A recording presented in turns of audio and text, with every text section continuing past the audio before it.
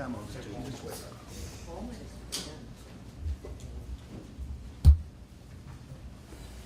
Ready?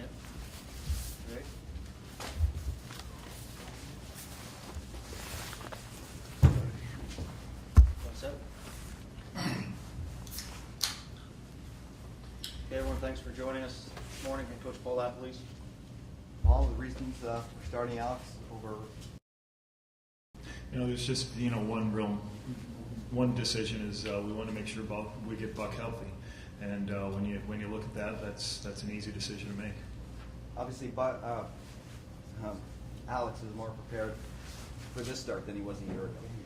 Well, I look to what Alex did, several weeks ago when we were down against the BC Lions, and he took us in and drove us on a touchdown drive and hit two real big passes, one of them for a touchdown, and then got us a couple first downs in the next couple drives to almost run the clock out basically for us.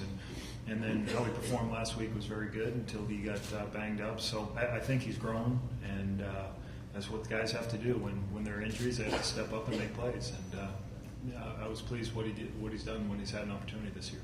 Was there anything Buck could have done during practice that would have convinced you to start him? And if not, why did you not let Alex have the first team offense?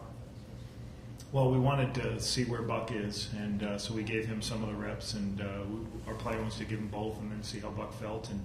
And Buck just still had soreness, and I think it was more sore than it was the previous time we played Montreal. So when I heard that after talking with him, then it made the decision easy.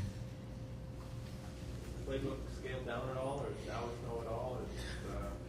Well, I'll put it this way: we have a big game plan each week, and we review all the calls. We had a meeting with the quarterbacks this morning at 7:30, and we proof it. It's the first thing, make sure there's no mistakes. And Alex is usually the one who catches any mistakes, so he's very intelligent. He spends a lot of time at it.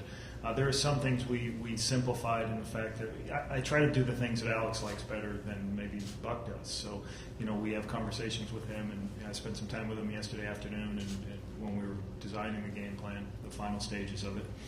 And also with Chris Garrett, we'll put him in a situation where there's maybe some of the things in the pass game he won't do that Fred has done. But the thing I'm proud of, these young guys have, they're really prepared like starters. And when they do that, then you don't have to scale too many things down. Do you anticipate it'll just be one game for Buck to get the ribs healed up? I don't know that. I don't want to speculate, but we'll see how he is next week. It seems that sometimes when young guys start, they have more success coming off the bench during the game than they do when they start. Alex, I thought last year, against BC was a prime example of that. Why is that? I wouldn't know. I don't have the specifics on that. I think there's sometimes when guys go in, they just get thrown in. There's no pressure involved. They just get jumped in, and adrenaline kicks in or so. But certainly, what's nice is we're dealing with some guys that have played at a high level. They played in some big games, so I'm sure he'll be fine. What's he gotten better at? Or what? You look back at that first start he had last year, he didn't have much success. So how's he handled that? What do you think he's progressing? I think the things that Alex Brinka is better at this season, I think he processes information quicker. I think he knows where he wants to go with football. And I think he just sees the field better. And part of the quarterback, we talk about funneling information, before the ball snap, knowing where you're going with the ball, and I think he does that very well. Why is he your number 3 going into the year? Why was he number 3? Because after coming out of training camp, we felt Joey Elliott did a steady job and performed very well to be number 2. Let's talk about Chris Garrett, and there's no backup running back behind him.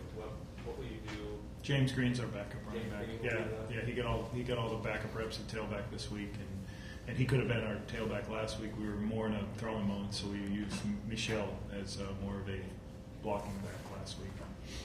But James Green's our backup tailback. Chris Garrett is explosive, strong lower body, is very powerful, and performed pretty well in the game. Fred got hurt last year, and he got a chance to play against Calgary last game of the year, and had some good runs. Also performed well against Edmonton 2 years ago. So looking forward to seeing him in a game. All you're going to miss your starting quarterback, starting tailback, starting defensive tackle, just, how do you adjust the guys how to handle this latest adversity?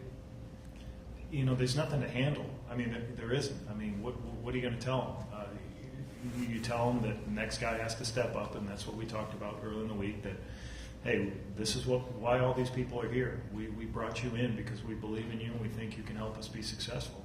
So now other players have a chance to put themselves in a position to have success and to give us a chance to have success. So that's life. You got to move on and go with the next one. Given that the games are so close together between Montreal here, did you hold stuff back last 2 weeks ago, or did you adjust this game plan based on last game? Yeah, we wouldn't hold anything back, trying to get the win 2 weeks ago. But, you know, certainly you don't call everything. So we have some things that we didn't use that would be in a carryover situation. That's the challenge. I mean, playing somebody so close. I think when you're a good team, you do what you do. So they're a little bit more accustomed to what we do well. And you don't want to change too much defensively or too much offensively. But they're going to have... You know, they're going to have seen some of the top two things you do maybe. So you got to be able to have a couple of wrinkles that you can change up. But, and we got to play a good game. This is a very good football team we're facing on all three facets: offense, defense, special teams. Is there an update on Michael Bishop? Yeah, we'll have Michael next week be able to speak to media. But he hasn't signed a practice roster agreement yet? He will be signed with the practice squad next week. Is he in with it? Yes. How much does having Tim Burke here help you game plan against Montreal? Well, I think, you know, truly, Tim has some things he knows going against Anthony, but I think sometimes that's overblown. I would say this: Tim's still going to do what we've talked about and what's been successful for us through the course of the season. There may be a thing or two to attack their offense more so than their quarterback. But certainly, I just think having him here is an advantage because he's a good coach. Does it surprise you at all that Killian had that, was knocked out and had a concussion, yet he's symptom-free and ready to play? Does that surprise you about him? It doesn't surprise me. You know, that happens. You know, guys come back strong and get to play again. And he's a tough guy. Been through a lot of things over the years. How much is this game a character game for your players, and how is it going to test their character? You know, I think anytime you face adversity, you want to come back and respond. I want us to respond after a loss. And, you know, you have to come back and pick yourself up and be prepared. And I thought we had it's a short week, but we had 2 good days of practice, and now we got to go out and be a good football team. How important is this one? Well, we play these guys 2 more times. Both times are in Winnipeg, fortunately. But what you want to do, like we've done, is we've put ourselves in a position to win season series early, and we've done that with Hamilton, and it'd be huge to be able to win the season series now, because it's a big difference in the point totals. So it's not just a 2-point game, a 2-point win. So to get it done early would be a great advantage.